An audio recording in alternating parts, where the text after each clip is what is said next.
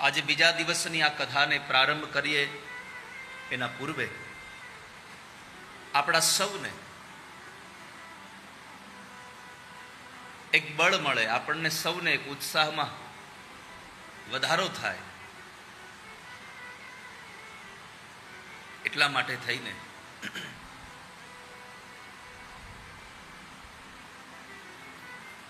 પરમ પૂજ્ય ધર્મભૂષણ રાજેન્દ્ર દાસ બાપજી પણ અહીંયા ઉપસ્થિત છે. આજે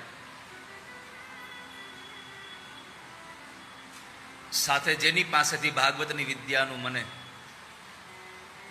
જ્ઞાન પ્રાપ્ત થઈ રહ્યું છે, અમારા ગુરુદેવ ડોક્ટર અમૃતલાલ ભોગાઈદાજી પણ અહીંયા ઉપસ્થિત છે. એ બંનેના દિવ્ય ચરણોમાં પ્રણામ. આ કથાના ક્ષેત્રની નજદીકમાં આસપાસમાં જેટલી પણ ચેતન અચેતન પ્રગટ અપ્રગટ પરોક્ષ અપરોક્ષ જેટલી પણ ચેતનાઓ છે અહીંયા, એ બધી ચેતનાઓને પણ વ્યાસપીઠથી પ્રણામ કરું છું.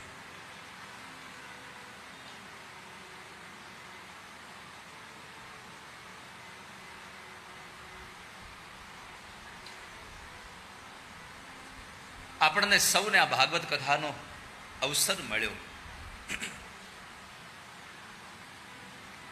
કાલે એક શ્લોકના અંતિમ પદ સાથે આપણે કથાને વિશ્રામ કરેલો. ઘણીવાર કથાઓમાં મેં એક વાક્ય આપ સૌને સંભળાવ્યું છે. લોકો કહેતા હોય છે કે અમારા પર ભગવાનની બહુ કૃપા થઈ, અમારે મકાન બહુ મોટું થઈ ગયું.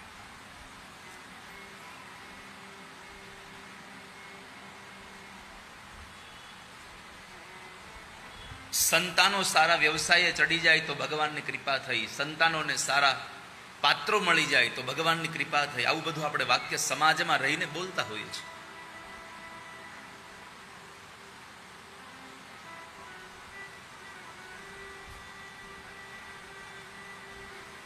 ઘણી વખત ભગવાનની કૃપાથી આ બધું થયું એ બોલાયા પછી પણ ભીતરમાં એક ભાવ હોય કે મોટાઈ મારી થાય.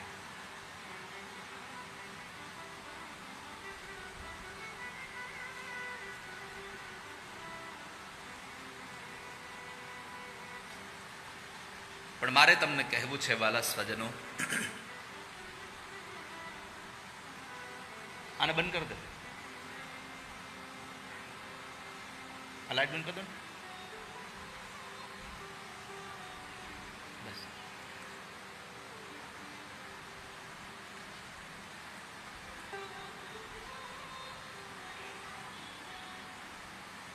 આપણું મકાન મોટું થઈ જાય, આપણા સંતાનો સારા વ્યવસાયે ચડી જાય, આપણા દીકરા અને દીકરીઓને સારું પાત્ર મળી જાય, એ ભગવાનની કૃપા નથી. પણ તમને આવા અધિક માસમાં ગંગાના ઘાટ ઉપર બેસીને ભાગવતની કથા સાંભળવા મળે તો સમજવું હવે ભગવાનની કૃપા આપણા પર ઉતરી આવ્યા છે. આ દુનિયામાં બધું જ તમને તમારા પુરુષાર્થથી મળે છે. કેવલ એક માત્ર સત્સંગ તમને પ્રભુની કૃપાથી પ્રાપ્ત થાય છે.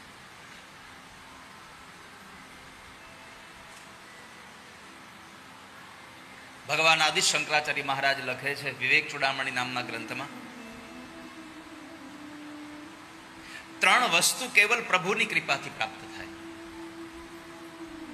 બાકી બધું જ તમે તમારા પુરુષાર્થથી મેળવી શકો.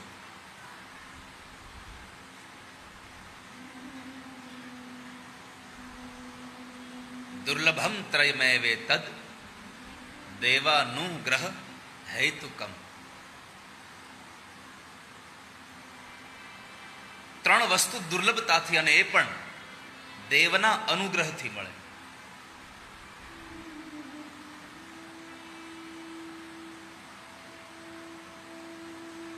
એ દેવના અનુગ્રહમાં આ 3 વસ્તુ આપણને જે પ્રાપ્ત થઈ રહી છે, એ 3 વસ્તુમાં પેલું છે મનુષ્યત્વમ. તને માણસનો અવતાર મળ્યો એ પ્રભુની કૃપાથી મળ્યો છે, એના અનુગ્રહથી મળ્યો છે.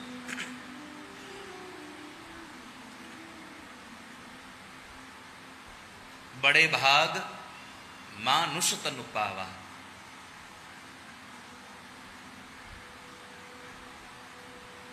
આપણે બહુ બડભાગી છીએ કે આપણને માણસનો અવતાર પ્રાપ્ત થયો.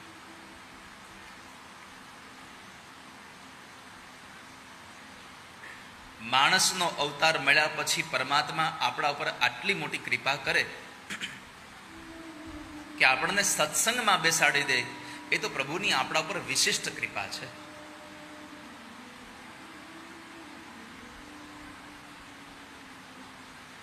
અતિ હરિ કૃપા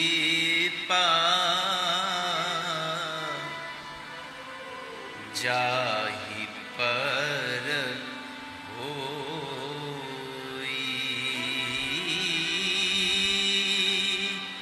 અતિ હરિ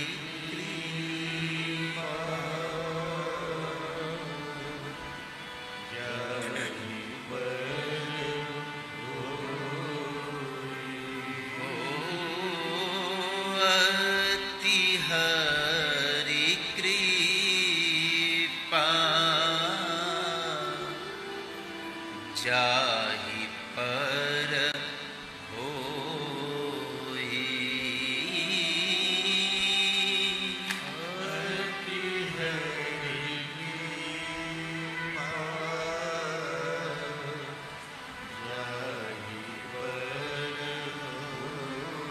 જેના ઉપર તુલસીદાસજી મહારાજ કહે છે, જેના ઉપર અતિ ભગવાનની કૃપા થાય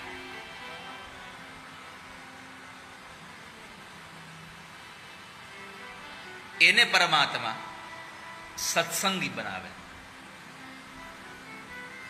તો પરમાત્માનું પહેલી કૃપા આપણા ઉપર, આપણને ભગવાને માણસનો અવતાર આપ્યો ને આપણે કેટલું ક્ષણભંગુર. દુર્લભો માનુષો દેહો દેહિનામ ક્ષણભંગુર. ભાગવતજી કહે છે એકાદશ સ્કંદ, દુર્લભો માનુષો દેહો. આટલો મોંઘો અવતાર છે માણસનો, અને આપણી ભાષામાં 84 લાખ યોનીમાં સારા કામ કરીએ ત્યારે એક વખત માણસ બનાય છે. અને છતાંય કોઈ આપણને 50 વર્ષ કે 60 વર્ષ જીવીએ એમાં 60 વખત કહી જાય, ભાઈ માણસ થા. માણસ બન્યા પછી પણ કોઈ કહી જાય માણસ થા. તો આનો અર્થ થયો કે શરીર ભગવાને માણસનું આપ્યું, પણ સ્વભાવ આપણો માણસ જેવો થયો નહીં, વર્તન આપણું માણસ જેવું થયું નહીં.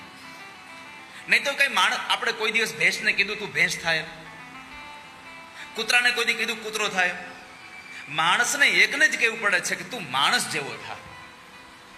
કારણ શરીર માણસનું મળે છે, સ્વભાવ ક્યારેક આપણો વિપરીત થઈ જાય છે. તો આટલો મોંઘો અવતાર અને આ વખતે ભગવાને આપ્યો છે. હવે પાછો અવતાર મળે કે ન મળે કોને ખબર. આવો જીવનમાં લાવો ફરી કદી ન મળે. આવો જીવનમાં લાવો ફરી કદી ન મળે. વારે વારે માનવ દેહ ફરી ન મળે.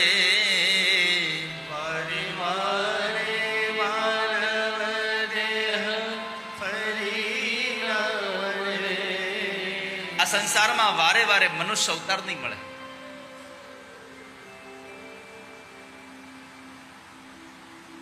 પરમાત્માએ જે અવતાર આપણને આપ્યો છે એ વિશેષ કૃપા કરી છે. તો ભગવાનનો અનુગ્રહ થાય તો મનુષ્યત્વ મળે. બીજું પછી પરમાત્માની કૃપા વરસે તો આપણને મુમુક્ષત્વની તરસ જાગે. મનુષ્યત્વમ મુમુક્ષત્વમ. પ્રભુની કૃપા વગર આપણને આવો અવસર પ્રાપ્ત ન થાય, આવી તરસ ન જાગે.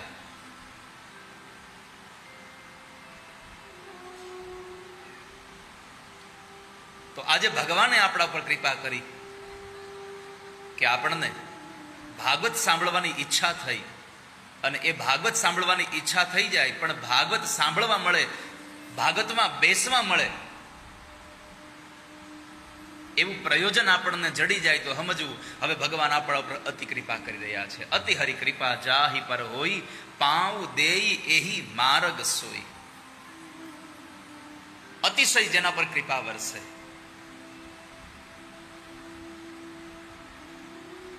એ જીવાત્મા ભગવાનની કથા માટે બેસે છે. એ જીવાત્માને કથા સાંભળવા મળે છે.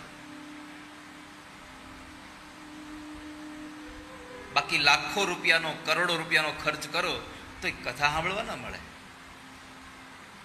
તમે તમારી ઈચ્છાથી તમે ગમે ત્યાં વિદેશમાં ફરવા જઈ શકો, તમારી ઈચ્છાથી ગમે તેટલી મોંઘી તમે શોપિંગ કરી શકો, પણ તમે તમારી ઈચ્છાથી કથા ન સાંભળી શકો. એ તો મારા ઠાકોરની કૃપા થાય તો જ તમે કથા સાંભળી શકો. પ્રભુની કૃપા વરસે તો જ તમે કથા સાંભળી શકો. એક શેઠ પાસે સંપત્તિ ઘણી હતી, પણ કથા કરવાનો એને બહુ વિચાર આવ્યો. એટલે ગામના લોકોને ભેગા કરીને કીધું કે પૈસા બધા હું આપીશ, તમે મને મદદ કરો ખાલી, બસ.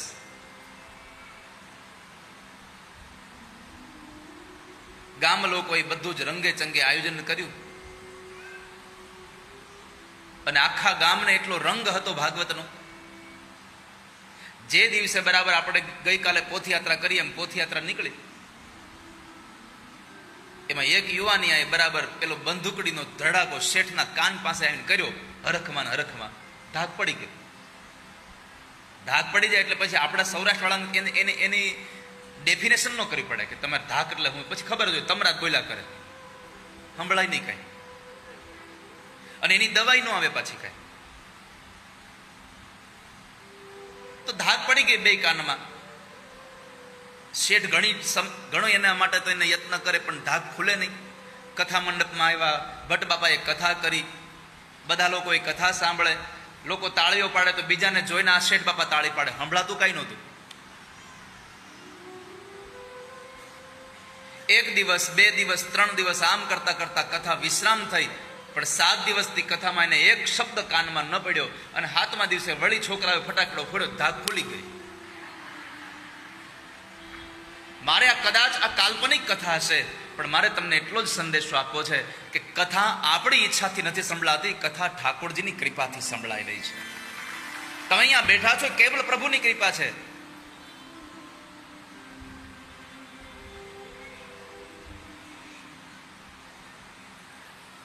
તો આજે આપણા કેટલા જન્મનું આપણું પુણ્ય ભેગું થયું. જન્માંતરે ભવેત પુણ્યમ તદા ભાગવતમ લભે. જન્માંતરે ભવેત પુણ્યમ. અનેક જન્મ જન્માંતરના પુણ્ય ભેગા થાય ત્યારે તમને પ્રભુની કથા સાંભળવા મળે. ભાગ્ય વગર, અધિકાર વગર ભાગવત ન મળે. અને એટલા માટે જ ભાગવતજીના 12 સ્કંદોમાં પહેલા જ સ્કંદને નામ આપ્યું છે અધિકાર લીલા. અને અધિકાર વગરનું મળી જાય ને તો એ તમને દુઃખ આપ્યા વગર રહી જ ન શકે. તમારી પાત્રતા વગરનું તમને મળી જાય તો તમને સુખ ના આપે, તમને દુઃખ જ આપે.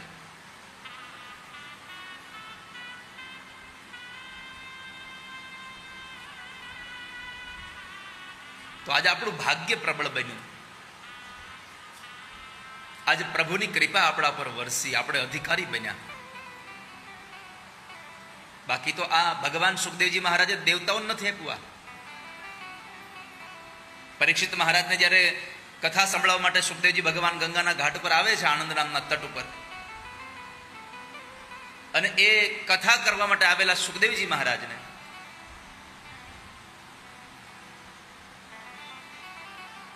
દેવતાઓએ આવીને અમૃતનો કુંભ આપ્યો. લ્યો બાપજી, આ અમૃત તમે પરીક્ષિતને પીવડાવી દો. એને મૃત્યુનો ભય છે, એ મૃત્યુનો ભય નીકળી જશે, એ મરશે નહીં, અમર થઈ જશે.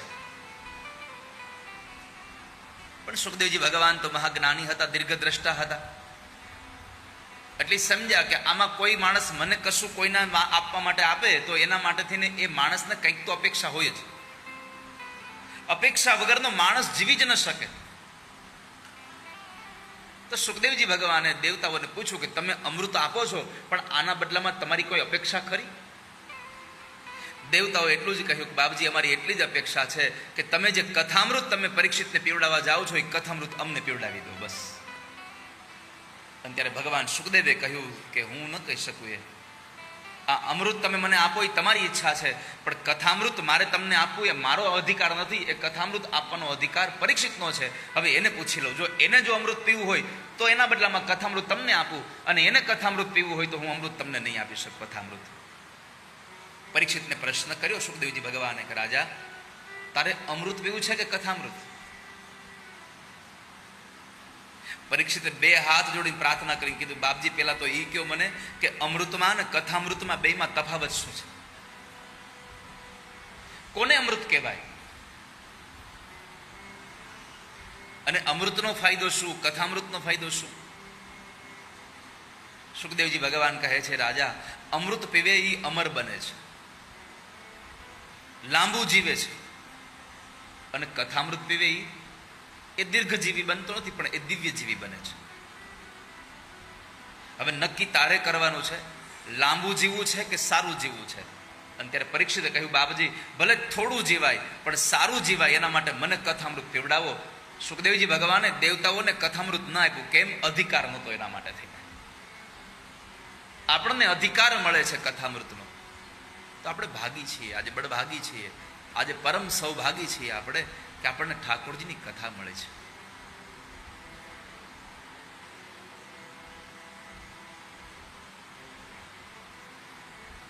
આમ જોવા જાવ તો અમૃત અને કથામૃત માટે થઈને કેવું હોય તો ક્યાં કાચ અને ક્યાં મણી. ભાગવતજીના પદ્મપુરાણનો એક શ્લોક છે, ક્વ સુધા ક્વ કથા લોકે ક્વ કાચ ક્વ મણીર મહાન. બ્રહ્મરાતો વિચાર્યેવં તદા દેવાંજહાસઃ. ક્યાં કાચ અને ક્યાં મણી? કથામૃત એ મણી છે,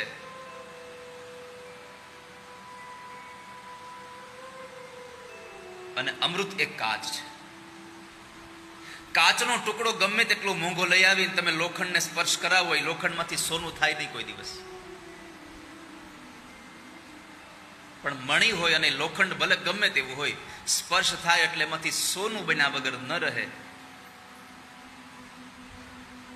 તો ક્યાં કાચ અને ક્યાં મણી, આ બેયની તુલના ન કરી શકાય.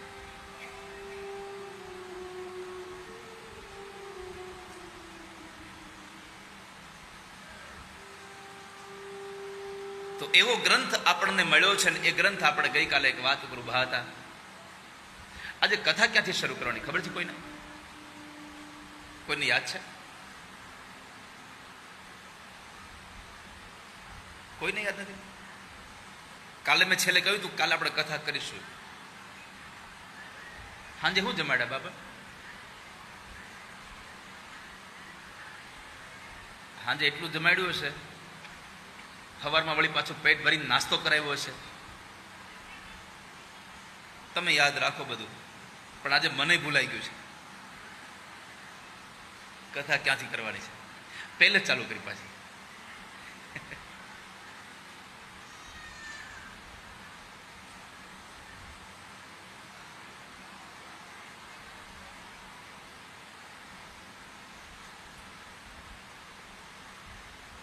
લોક વિગ્રહ મુક્તસ્ય નારદસ્ય સ્થિરસ્ય ચ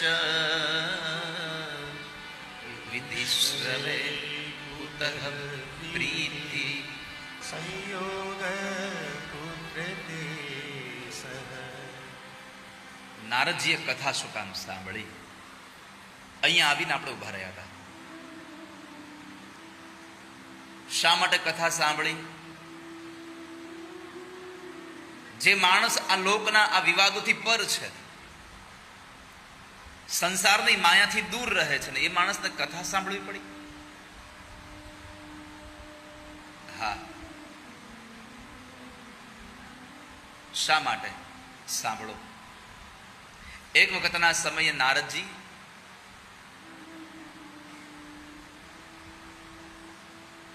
ચાલતા ચાલતા બદ્રી વિશાલ ક્ષેત્રમાં આવ્યા છે.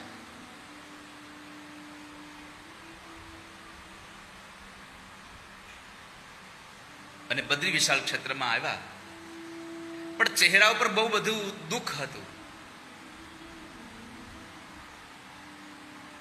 સનત કુમારો સામે મળે છે. સનત કુમારોએ પ્રશ્ન પૂછ્યો, કથમ બ્રહ્મનદીન મુખ કુતશ્ચિંતાતુરો ભવાન. વરિતં ગમ્યતે પુત્ર કુતશ્ચાગમનં તવ.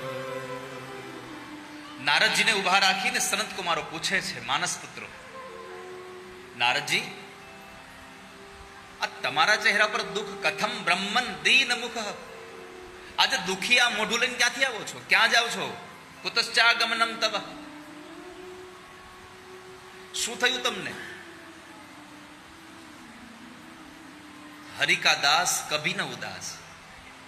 ભગવાનનો ભક્ત કોઈ દી ઉદાસ ન થાય. કેમ? લોકો કહે કે ભગવાનનો ભક્ત ઉદાસ કેમ ન થાય? દુઃખ તો એને આવે છે. પણ ભગવાનના ભક્તની એક માનસિકતા છે કે મારા જીવનમાં જે કાંઈ થઈ રહ્યું છે એ મારા ઠાકોરજી બધું સારું કરી રહ્યા છે. આ બધું જ સારું થઈ રહ્યું છે, એટલા માટે દુઃખી નથી થતો ક્યારેય. અને સાધુ તો ક્યારેય દુઃખી હોય જ નહીં.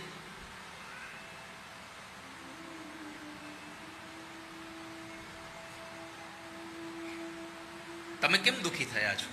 નારદજીનું ખાલી આમ મોઢું જોઈને સનત કુમારોએ એના મનની ભાવને ઓળખી લીધો. આ સંસારમાં તમે જુઓ, તમારી અંદર આ દુઃખ આમાં ગમે તેટલું પડ્યું હોય, તમે મોઢાથી કોઈને ન કહો છતાં પણ એ દુઃખ તમારું સામેવાળાને ખબર પડી જાય. જેને ફેસ રીડિંગ આવડતું હોય, જેને માણાને ઓળખતા આવડતું હોય, એને.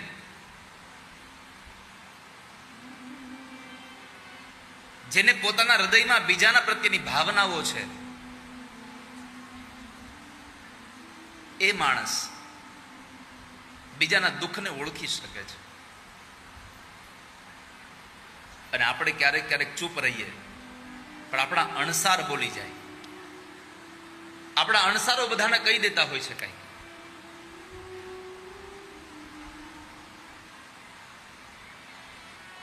નાજરી દેખૈયાની એક ગઝલના 2 શેરો છે. દર્દ જે હોય છે દિલમાં, એ આવી બહાર બોલે છે. દર્દ જે હોય છે દિલમાં, એ આવી બહાર બોલે છે. તમારા હૃદયમાં તમે દુઃખને ગમે તેટલા છુપાવવાના પ્રયત્ન કરો, પણ એ તમારા અણસારમાં આવ્યા વગર રહી જ ન શકે.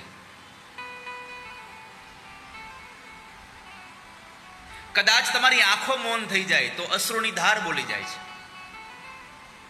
રહે છે મૌન જો આંખો, તો અશ્રુધાર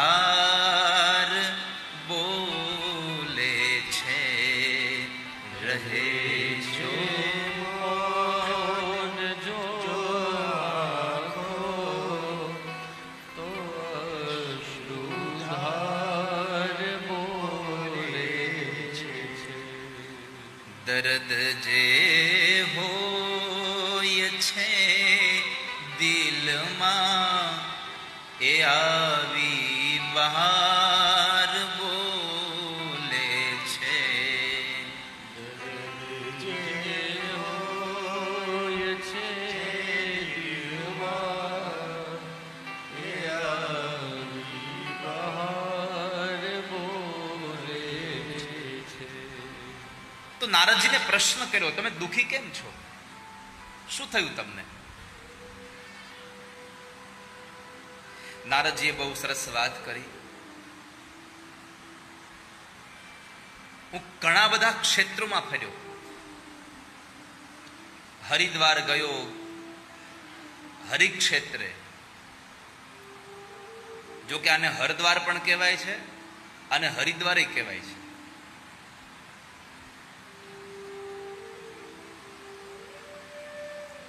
બદ્રી વિશાલ જવું હોય તોય અહીંયાથી, અને કેદારનાથ જવું હોય તોય અહીંયાથી. બદ્રી વિશાળમાં ભગવાનને મળવું હોય તો એ હરિનું દ્વાર છે, અને કેદારનાથમાં ભગવાનને મળીએ એ હરદ્વાર છે. એટલે બંને જગ્યાએ જવાનું જે દ્વાર એ આપણા મધ્યમાં રહ્યું આ હરદ્વાર, હરિદ્વાર આપણું ક્ષેત્ર છે. એટલા માટે હરિક્ષેત્રે હરિદ્વારમાં આવીને ગંગાના ઘાટ ઉપર ફર્યો, કાશીમાં ગયો, શ્રીરંગમ ગયો, પ્રયાગ ગયો, કુરુક્ષેત્ર ગયો, પણ મને ક્યાંય શાંતિ ન મળી, સાધુને શાંતિ ન મળી. અહીંયાથી હરિદ્વારથી તમે ઘરે જશો ને તમને કોઈ પૂછશે કે કેવી મજા આવી, તો પોતપોતાની અપેક્ષા પ્રમાણે પોતે વર્ણન કરશે. કથામાં એટલી ગરમી થતી હતી ને,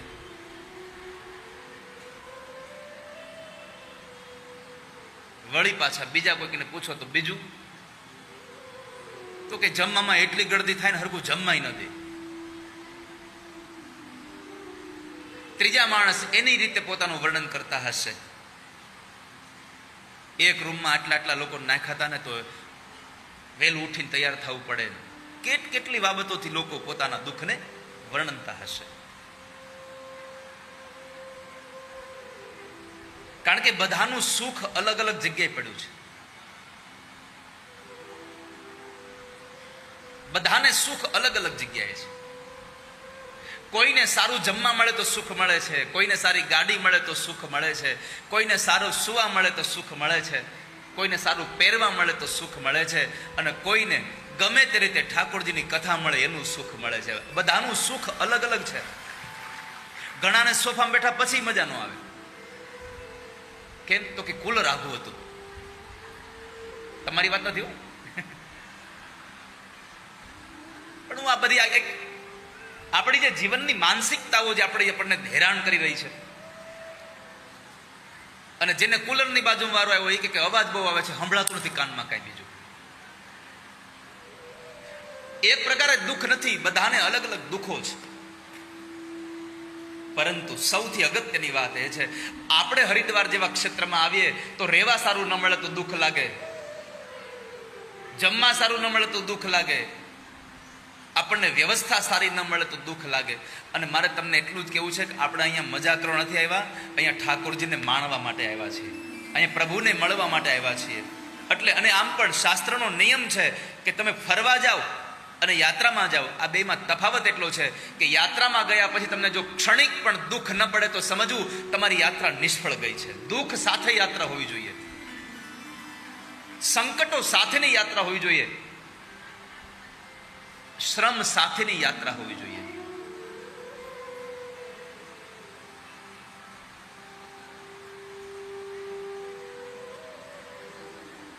તો પરમાત્માના દાસનું દુઃખ કયું છે, ભગવાનના ભક્તનું દુઃખ કયું છે? નારદજી અને એટલે કે સાધુ દુઃખી શું કામ થયા? આપણને બધાને રહેવા જમવા સારું ન મળે એટલે દુઃખી થઈએ, પણ સાધુને પૂછું તમે આટલા બધા તીર્થમાં ફરીને આવ્યા, બ્રહ્માંડ કરીને આવ્યા, ભટકીને નહીં હો, વિચરણ કરીને તમે આવ્યા, છતાં પણ તમે દુઃખી કેમ છો આજે? તો કહે છે કે મારા દુઃખનું કારણ એક જ છે, સત્યમ નાસ્તિ તપઃ શૌચમ દયાદાનમ ન વિદ્યતે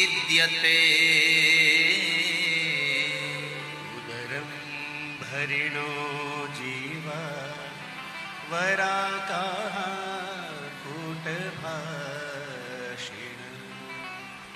નારદજીએ કહ્યું મારા દુઃખનું કારણ પેલું એ છે કે હું આટલું બધું ફર્યો પણ મને સત્યનો અભાવ દેખાયો. સત્યમ નાસ્તિ તપઃ, મને સત્ય ન દેખાયું.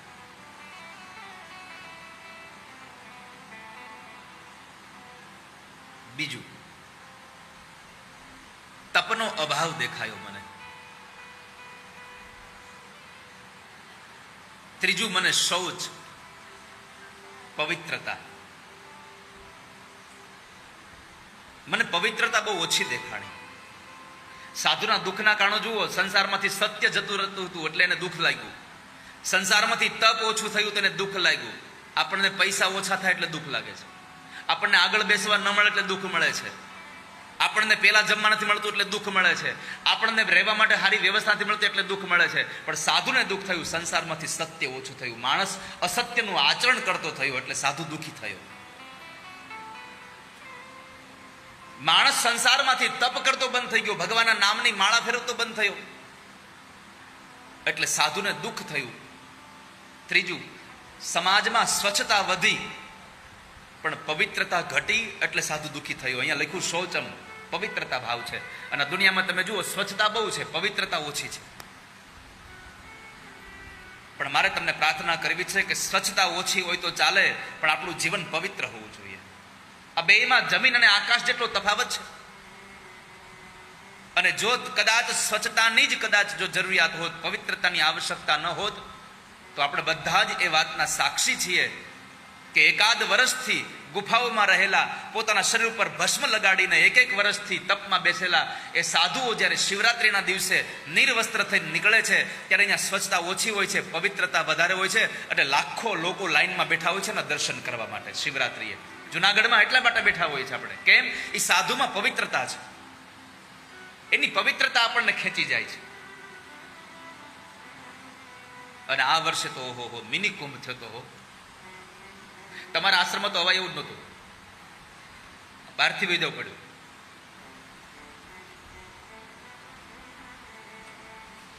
હું રાજુને હતો મેડમ, જીગર હતો, હું એને કહેતો હતો કે આની કરતા હાલીને વહી ગયો તો સારું હતું. ધવલભાઈ, આની કરતા ચાલીને ગયા હોત તો સારું હતું. અમારી પેલા હાલવા વાળા પગી ગયા હતા.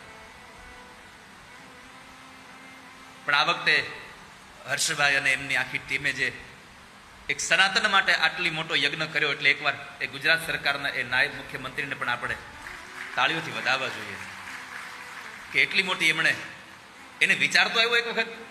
અને એમાં આપણા બધા જ ભારત વર્ષના, આપણા સૌરાષ્ટ્રના સંતોએ બધાએ એને હિંમત આપી કે અમે બેઠા છીએ, અમે કરીશું, તમે અમને કહો એટલું અમે કામ કરીશું.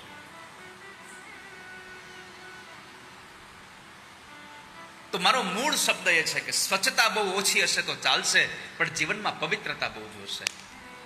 માણસ પોતાના શરીરને મોંઘા મોંઘા સાબુ અને શેમ્પૂથી ધોવે છે, પણ મનને ક્યારેય સાફ નથી કરતો.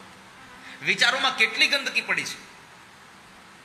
મંદિરોમાં બેસીને પણ માણસની દ્રષ્ટિ ક્યાં સારી છે. મુઠ્ઠી ભરીને ચોખા લઈને જાય છે મંદિરમાં, એક મુઠ્ઠી ભરીને ચોખા લઈને જઈએ છે. પણ મારે તમને પૂછવું છે, ચોખા લઈને મંદિરમાં જાઓ છો, ચોખા થઈને કેટલા જાઓ છો? ચોખા લઈને મંદિરમાં જાઓ છો, પણ ચોખા થઈને કેટલા જાઓ છો?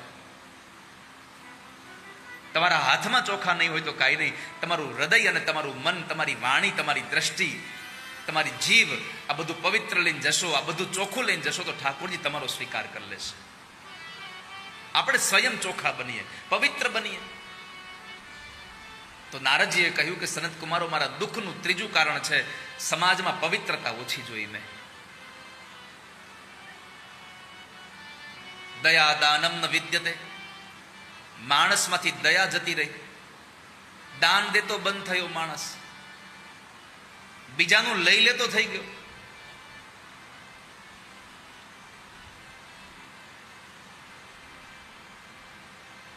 દુકાનદાર એક વસ્તુ આમ મૂકીને બીજી વસ્તુ લેવા જાય ત્યાંથી એક વહી ગઈ હોય.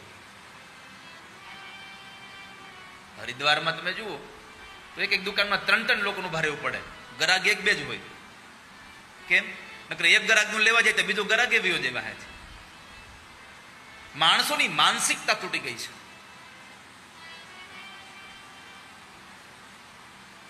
તો નારદજીના દુઃખનું કારણ હતું સત્ય ઓછું થયું, તપ ઓછું થયું, પવિત્રતા ઓછી થઈ, દયા ઓછી થઈ, દાન ઓછું થયું. પેટ ભરા લોકો રહ્યા, પેટ ભરવા માટે મીઠું મીઠું બોલે, ઉદરમ ભરીણો જીવા વરાકા કૂટ ભાષિણ. મુખ મેં રામ બગલ મેં છુરી. જીવનમાં સુખી થવું હોય તો જિંદગીનો પહેલો નિર્ણય રાખો, જેવો છું એવો જીવન જીવીશું, જેવો છું એવું રહું. આપણે દેખાઈએ છીએ અલગ અને હોઈએ છીએ અલગ.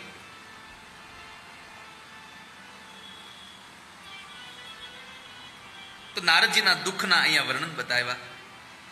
સનત કુમારોએ વળી પાછું પૂછ્યું, તમને થયું છે શું? કોને આટલી મોટી લાંબી લાંબી વાતો કરો છો, મૂળ વાત તમને કહી દો. નારદજી કહે છે, સાંભળો, કલીના પ્રભાવની એક વાત કહું તમને.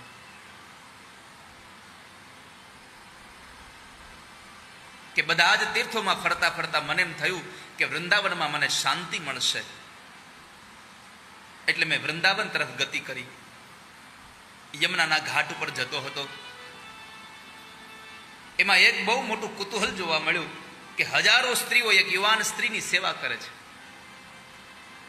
પણ જે સ્ત્રીની સેવા થઈ રહી છે એ સ્ત્રી પણ ચોધાર અશ્રુએ રડે છે. કોઈ એને ચમર ઢોળે છે, કોઈ એને જલપાન કરાવે છે, કોઈ એને દૂધ આપે છે, કોઈ એના ચરણની સેવા કરે છે. અનેક રીતે એની સેવા થઈ રહી છે, છતાં પણ એ યુવાન સ્ત્રી રડે છે. આ કથા આપણને સંદેશો આપે છે કે દુનિયામાં સુખ કોઈ પદાર્થમાં નથી, દુનિયાનું સુખ તમારી વિચારધારામાં પડ્યું છે. નહીં તો આટલી બધી સ્ત્રીઓ જ્યાં ચમર ઢોળતી હોય, જેના પગ દબાવતી હોય, જેને દૂધ આપતી હોય, જેને પાણી આપતી હોય, એ માણસ દુઃખી થાય, છતાં એ રડે છે. કારણ કે આ સંસારનું દુઃખ માણસના વિચારોમાં પડ્યું છે. એટલે મને એમ થયું કે લાવ હું જોવા જાઉં. નારદજી ગયા. જેવા નારદજી ત્યાં ગયા તો પેલી યુવાન સ્ત્રી ઊભી થઈ જાય છે. આ બીજો સંદેશો આપણા માટે કે આપણે ગમે ત્યાં આવી સભા ભરીને બેઠા હોઈએ, પણ કોઈ મહાપુરુષનો પ્રવેશ થાય તો આપણે આપણી જગ્યાએ ઊભા થઈને એનો આદર સત્કાર કરવો જોઈએ. હમણાં હું મારી પ્રસન્નતા વ્યક્ત કરું કે ભગવાન ઠાકોરજી આવ્યા તો પૂજ્ય બાપુ પણ પોતાની જગ્યાએ ઊભા થઈને ભગવાન ઠાકોરજીનો આદરભાવ કર્યો એમણે. આવા મહાપુરુષો પણ ભગવાન આવે ત્યારે ઊભા થઈ જાય. મારી તમને પ્રાર્થના છે, ગમે ત્યાં કથા હોય, હું આ કથા માટે નથી કહેતો, કોઈ પણ જગ્યાએ તમે બેઠા હોય ને કોઈ મહાપુરુષ આવે તો તમને અનુકૂળ લાગતું હોય તો તમારી જગ્યાએ ઊભા થઈને એને પ્રણામ કરવા અને એની જગ્યાએ તમારે ઊભા થઈને એનો આદર અને ભાવ સત્કાર કરવો જોઈએ. અહીંયા ભક્તિ મહારાણી ઊભા થયા. નારદજીને જોયા પછી બે હાથ જોડીને પ્રાર્થના કરી. ભો ભો સાધુ ક્ષણમ તિષ્ઠ મચ્ચિંતામ અપી નાશય. દર્શનમ તવ લોકસ્ય સર્વથા ઘરમ પરમ. ભક્તિએ કહ્યું કે આપ એક ક્ષણ માટે રોકાઈ જાઓ. ભો ભો સાધો ક્ષણમ તિષ્ઠ. એક ક્ષણ માટે તમે રોકાઈ જાઓ. કારણ કે સત્સંગ એક ક્ષણનો મળે તો એ માણસનું જીવન બદલાવાની તાકાત ધરાવે છે. સાધુનો એક શબ્દ કાનમાં પડી જાય તો આખું જીવન બદલી જાય આપણું. એક ઘડી આધી મેં પુનિયાદ તુલસી સંગત સાધુ કી કટે કોટી અપરાધ. કરોડો અપરાધ આપણા છૂટી જાય એક સાધુનો સંગ થઈ જાય તો.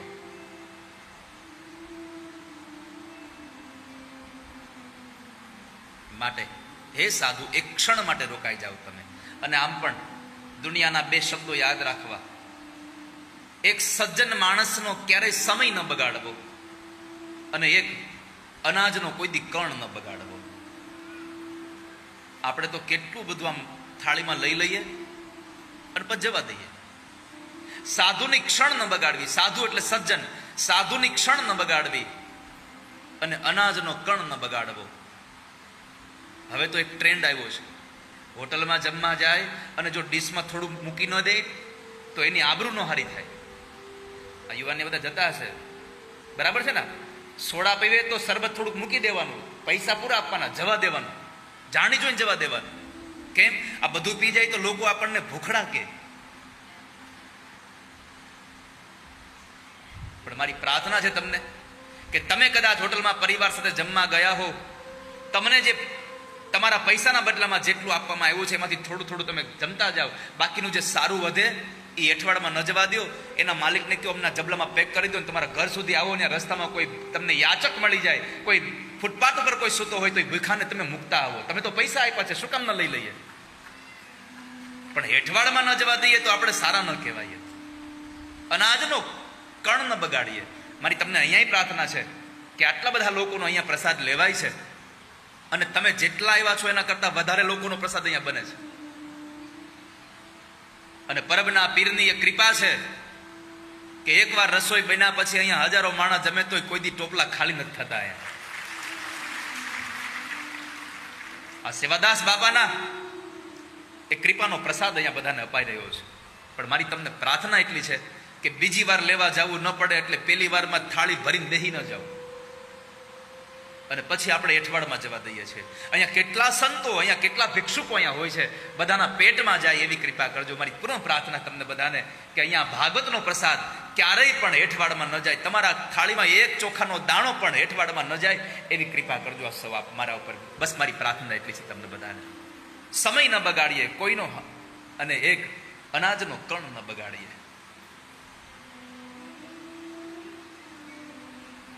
આપ ઉભા રહો એક ક્ષણ માટે. ભો ભો સાધો ક્ષણમ તિષ્ઠ મત ચિંતા અપી નાશય. તમે બધાનું દુઃખ દૂર કરો છો તો મારું દૂર નહીં કરો? અપી નાશય, તમે મારા દુઃખને પણ દૂર કરો. કારણ તમારા દર્શન થયા એ મારું પરમ સૌભાગ્ય છે. દર્શનમ તવ લોકસ્ય. સાધુના દર્શન થાય તો પાપ બળીને ભસ્મ થઈ જાય.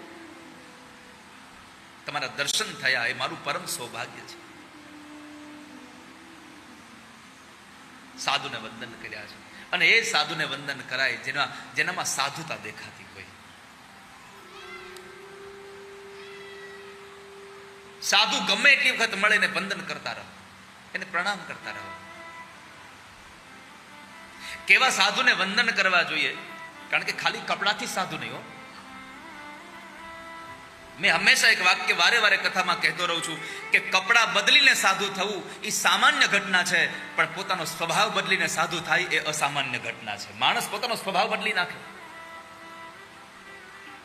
સ્થિતિ ગમે તે આવે, પણ પોતાના વર્તમાનો બદલે નહીં. એટલે માં ગંગા સતી કહે છે